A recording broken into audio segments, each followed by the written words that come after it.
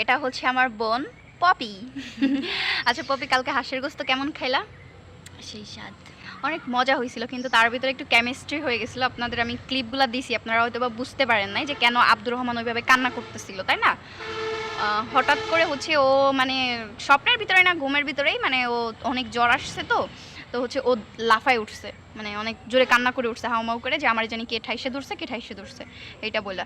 তো আমাদের খাওয়া, আমরা তখন সবাই খাবার খাইতে বসছি, তো ওইগুলা ফেলে রেখে দৌড় দিছি। মা ফোন দিছে যে তাড়াতাড়ি আসো, আব্দুর রহমানের জন্য কেমন করতেছে। পরে আমরা চলে গেছি। তো ওই খাবারের আর কোনো আমরা এর জন্য কোনো ক্লিপ নিতে পারি নাই, যেটা হচ্ছে সত্য কথা। আর ও হচ্ছে আমার বোন পপি। এখন অনেকে জিজ্ঞাসা করবেন ওর কি বিয়ে হয়েছে, ও কি হিন্দু না মুসলিম। ও হিন্দু এবং ওর বিয়ে হয়েছে, ওর একটা বাবুও আছে ছোট। আর ওর হিন্দু ঘরে অবশ্যই বিয়ে হয়েছে, আর ওর আমার আগে বিয়ে হয়েছে, তাই না? আর আশা রাখি আপনারা এই ধরনের কমেন্ট কেউ করবে না, কারণ যে যার জায়গায় আমরা আলহামদুলিল্লাহ ভালো আছি, আর ও আমাদের কাছে বেড়াইতে আসছে, সবার জন্য বেশি বেশি করে দোয়া করবেন, এটাই হচ্ছে আপনাদের কাছে আমার বলা।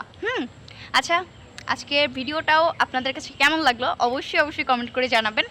আর আপনারা কি ধরনের ব্লগে দেখতে চান, এর নেক্সট ব্লগ আপনারা কমেন্ট করেন, ইনশাল্লাহ ওইগুলা ভিডিও দেওয়ার চেষ্টা করবো। আর আপনাদের যদি কোনো কোয়েশ্চেন থাকে আপনারা ভিডিওর নিচে করতে পারেন, তাহলে আপনাদের জন্য কিউএনএ ভিডিও নিয়ে আসবো।